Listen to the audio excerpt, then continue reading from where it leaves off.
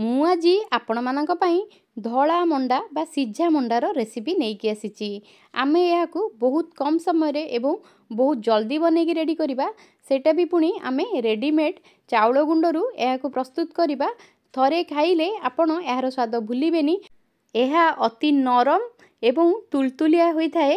ତାହେଲେ ଚାଲନ୍ତୁ ଆମେ এই ରେସିପି ଷ୍ଟାର୍ଟ କରିବା। କିନ୍ତୁ ତା ପୂର୍ବରୁ ଆପଣ ସମସ୍ତଙ୍କୁ ମୋ channel bake and cook by ସିନୁକୁ ଅନେକ ଅନେକ ସ୍ୱାଗତ। ଯଦି ଆପଣମାନେ ମୋ ଚ୍ୟାନେଲରେ ନୂଆ ଅଛନ୍ତି ଦୟାକରିକି ମୋ ଚ୍ୟାନେଲଟିକୁ ସବସ୍କ୍ରାଇବ୍ କରିନିଅନ୍ତୁ ଓ ପାଖରେ ଥିବା ବେଲ୍ ଆଇକନ୍ ବଟନଟିକୁ ପ୍ରେସ୍ କରନ୍ତୁ। ତାହେଲେ ଆଗକୁ ଆପଣଙ୍କୁ ମୋର ନୂଆ ଭିଡ଼ିଓର ନୋଟିଫିକେସନ୍ ମିଳିଯିବ। ତାହେଲେ ଚାଲନ୍ତୁ ଜମା ଡେରି ନ କରିକି ଆମେ এই ରେସିପିଟିକୁ ଷ୍ଟାର୍ଟ କରିବା। ଦେଖନ୍ତୁ ଏଠି ମୁଁ ଗୋଟେ କଡ଼େଇ ନେଇଛି ଆଉ ତା ଦେହରେ ଆମେ ଟିକେ ଅଳ୍ପ ମାନେ ପାଣି ଦେଇଦେବା, 1ରୁ 2 ଚାମଚ। ତାପରେ ଆମେ ଏଠି ଗୁଡ଼ ଆଡ୍ କରିବା। ପାଖାପାଖି ମୁଁ ଏଠି 200 ଗ୍ରାମ ଗୁଡ଼ ଦେଇଦେଇଛି ବା 2 କପ୍ ଗୁଡ଼ ଏଠି ଅଛି। ତ ଗୁଡ଼ ଦେଲା ପରେ ଆମେ ଏହାକୁ ହାଲକା ମେଲ୍ଟ କରି ନେବା। ତ ଦେଖନ୍ତୁ ବର୍ତ୍ତମାନ ମୁଁ ଗୁଡ଼ଟିକୁ ମେଲ୍ଟ କରିବା ପାଇଁ ଛାଡ଼ିଛି ଆଉ ଗୁଡ଼ଟି ଏବେ ଏଠି ବଢ଼ିଆ ଭାବେ 3ରୁ 4 ମିନିଟ୍ ପରେ ମେଲ୍ଟ ହେଇଗଲାଣି। ତ ଆମେ ଏଠି କ'ଣ କରିବା ନା ଫ୍ରେଶ୍ କୋକୋନଟ୍ ମାନେ ଆମର ଯେଉଁ କଞ୍ଚା ନଡ଼ିଆ ତାକୁ ଗ୍ରେଟ୍ କରି ନେବା ଆଉ ଗ୍ରେଟ୍ କରିକି ଏଠି ଦେଇଦେବା। ଏଇଟା ପାଖାପାଖି 3 କପ୍ ଅଛି। ତ ମୁଁ ଏଇ ନଡ଼ିଆଟି ଦେଲା ପରେ ଏହାକୁ ଗୋଟେ ଥର ଆମେ ଭଲ ଭାବରେ ମିକ୍ସ କରିକି ନେଇ ନେବା ଆଉ ଆକୁ ଆମେ ସେ ପର୍ଯ୍ୟନ୍ତ ଭାଜିବା ଯେ ପର୍ଯ୍ୟନ୍ତ ଏଥିରୁ ପାଣି ଶୁଖି ନ ଯାଇଛି। ତ ବେଶୀ ବି ଆମେ ଡ୍ରାଏ କରିବାନି, ଏଇଟା ଜଷ୍ଟ ହାଲକା ଡ୍ରାଏ ହେଲା ପର୍ଯ୍ୟନ୍ତ ଆକୁ ଭାଜିକିରି ନେବା। ତାପରେ ଦେଖନ୍ତୁ ଏଇଟା ଭାଜି ହେଇଗଲା ପରେ ମୁଁ ଏଠି କିଛି ରାଶି ଆଡ଼୍ କରିଛି, ମାନେ ଧଳା ରାଶି। ଏଇଟା ଟୋଟାଲ୍ ଅପସନାଲ୍। ମୁଁ 2 ଚାମଚ ଧଳା ରାଶିକୁ ଭାଜିକିରି ଏଠି ଦେଇଦେଇଛି ଉପରେ। ଆପଣ ଚାହିଁଲେ ଆଦେହରେ ଛେନା ମଧ୍ୟ ଆଡ଼୍ କରିପାରନ୍ତି କିମ୍ବା କିଛି ଆପଣ ଡ୍ରାଏ ଫ୍ରୁଟ୍ସ ମଧ୍ୟ ଏଠି କାଟିକି ଦେଇପାରିବେ। ଏଇଟା ଆପଣଙ୍କ ଉପରେ ଟୋଟାଲ୍ ଡିପେଣ୍ଡ କରେ। ତ ବର୍ତ୍ତମାନ ଦେଖନ୍ତୁ ଆମର ଏଇ ନଡ଼ିଆ ପୁରଟି ବଢ଼ିଆ ଭାବେ ଭାଜି ହେଇ ଆସିଲାଣି। ତ ଆମେ ଏଠି ଏବେ ଗୋଲମରିଚ ଏବଂ ଗୁଜୁରାତି ଗୁଣ୍ଡ 1 ଚାମଚ ଆଡ଼୍ କରି ନେବା। ତାପରେ ଆମେ ଏହାକୁ ଗୋଟେ ଥର ଭଲ ଭାବରେ ମିକ୍ସ କରି ନେବା। ମିକ୍ସ କରିକି ନେଲା ପରେ ଆମେ କ'ଣ କରିବା ନା ଆକୁ ସାଇଡ଼୍ କରିକି ରଖିଦେବା ଆଉ ଏହାକୁ ହାଲକା ଥଣ୍ଡା ହେବା ପାଇଁ ଛାଡ଼ିବା। ତ ଏଇଟା ଥଣ୍ଡା ହେଲା ପରେ ହିଁ ଆମେ ଆର ଷ୍ଟଫିଂ କରିବା।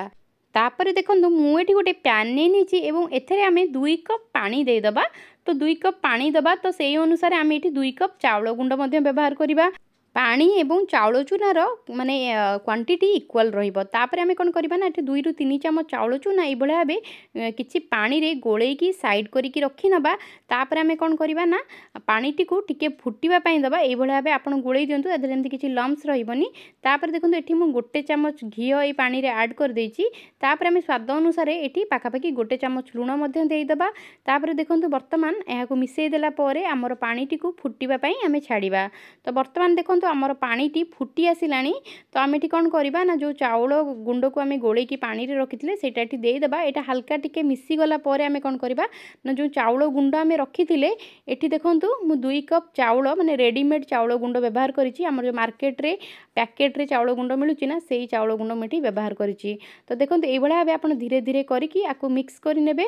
ତାପରେ ସ୍ପାଟୁଲା ସାହାଯ୍ୟରେ ଆକୁ ମଧ୍ୟ ଭଲ ଭାବରେ ମିକ୍ସ କରି ନିଅନ୍ତୁ ଆଉ ଚାଉଳ ଗୁଣ୍ଡଟିକୁ ଆମେ ଧୀରେ ଧୀରେ କରିକି ଆଡ଼୍ କରିବା, ଏକା ସାଙ୍ଗରେ ଦେବାନି।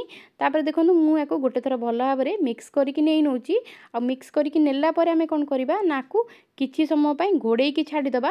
କିନ୍ତୁ ତା ପୂର୍ବରୁ ଆପଣ ଗ୍ୟାସ୍ର ଫ୍ଲେମ୍ଟିକୁ ପୁରାପୁରି ସ୍ଲୋ କରି ନିଅନ୍ତୁ ଏବଂ ଏହାକୁ ଧୀରେ ଧୀରେ କରିକି ୟାକୁ ମିକ୍ସ କରିକି ନେଇ ନିଅନ୍ତୁ। ବର୍ତ୍ତମାନ ଦେଖନ୍ତୁ ମୋର ଚାଉଳ ଚୁନାଟି ଏଇ ପାଣି ସହିତ ଭଲ ଭାବରେ ମିକ୍ସ ହେଇଗଲାଣି। ତ ଆମେ କ'ଣ କରିବା ନା ଗ୍ୟାସ୍ର ଫ୍ଲେମ୍ଟିକୁ ପୁରାପୁରି ଅଫ୍ କରିନେବା ଆଉ ଏହାକୁ ଘୋଡ଼େଇକି ପାଖାପାଖି 10 ମିନିଟ୍ ପାଇଁ ଛାଡ଼ିଦେବା। ତ ଦେଖନ୍ତୁ 10 ମିନିଟ୍ ପରେ ମୁଁ ଆର ଲିଡ଼୍ଟି କାଢ଼ି ନେଇଛି। ବର୍ତ୍ତମାନ ଏଠି ପୁରାପୁରି ଡ୍ରାଏ ହେଇଯାଇଛି। ତ ଆମେ କ'ଣ କରିବା ନା ଆକୁ ହାଲକା ଥଣ୍ଡା ହେବା ପାଇଁ ଦେବା। ତ ଯେମିତି ଆପଣ ହାତରେ ୟାକୁ ଚକଟି ପାରୁଥିବେ ତ ସେଇ ହିସାବରେ ଆପଣ ଏହାକୁ ଥଣ୍ଡା ହେବା ପାଇଁ ଦିଅନ୍ତୁ। ତ ମୁଁ ୟାକୁ ଗୋଟେ ଥର ସ୍ପାଟୁଲା ସାହାଯ୍ୟରେ ଏପଟ ସେପଟ କରିନେଲା ପରେ ଏଇଟା ହାଲକା ହାଲକା ଥଣ୍ଡା ହେଇ ଆସିଲାଣି।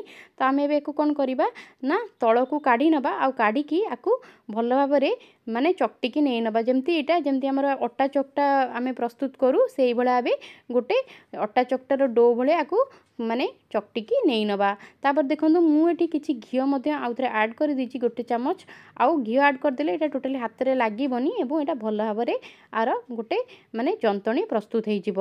तापर आमे कौन करवा ना आपको भल भाव चकटिला आमे यही भाव एथरू किसी पोर्सन नहीं आमे पिठा गढ़ा ता पूर्व आम हाथ में भल भाव घी मारी नवा आउ किसी ये भाव पोर्सन नहीं नवा तो पोर्सन नहीं कि आम यहाँ गोटे गोल करी नवा गोल करके नेला परे आमे एमती मझीरू आपको गोटे कटोरी बा गिना सेप्रा मोर जमती थाए से भाव आपको आम करके नहीं नवा नेला परे आ भितर आमे स्टफिंग दबा तो स्टफिंग आम ये अधिक व्यवहार करवा तो पाखापाखि मुझे 2 चामच स्टफिंग दे देची तो एथिरे स्टफिंग जिते रहिबो आरो टेस्टटा सेते भलो आसीबो।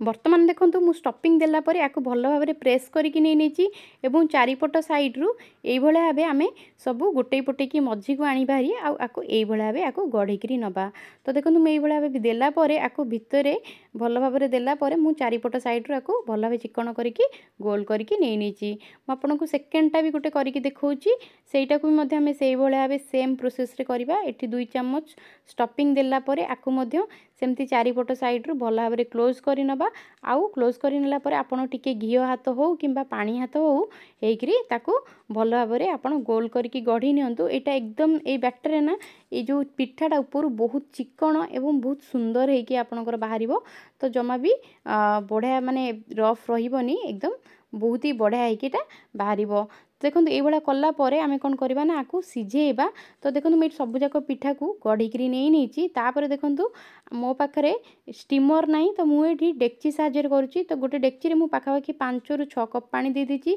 एवं तादर एमती गोटे आम जाली रखी नबा और जाली देहरे आम कौन करवा ना टिके घी भल भाव में चारिपटे ये भाव मारी नबा तापर घी मारिकी नेला परे आम कौन करवा ना जो पिठा गुड़िक आम गढ़ी से पिठा गुड़िक 1 बाय 1 करके देदबा तो आपण एटी जेतिकी पिठा जगह हम सेतिकी पिठा ही रखंतु तो बेसी पिठा दियंतुनी तो देखो मोर एटी पाखापाखि माने 5 ରୁ 6 पिठा जगह है तो मुझे हिसाब से ये 5 ରୁ 6 पिठा दे देची और देला परे आम कौन करवा ना आपको घोड़े की पाखापाखि 5 ରୁ 7 मिनिट स्टीम होगापी दबा तो देखो 5 ରୁ 7 मिनिट पर मोर लिड काढ़ी नहीं बर्तमान आम पिठाटी बहुत बढ़िया भी हो जाए तो आम कौन करवा ना आपको टिके हल्का ठंडा होगापी दबा और ठंडा है यहाँ आम सर्व करवा मु आशा करुँची आपण समस्त को मोर भिडियोटी पसंद आसथिबो जदि आपण मानक मोर भिडियोटी पसंद आसी ताहाले आपण आपणकर भल पाइबा और सहयोग मते एई भळा भाबे दियंतु मु आगकू आपण मान पई आहुरी नुआ नुआ भिडियो नेकी आसी परिबी से पर्यंत रहिली नमस्कार धन्यवाद।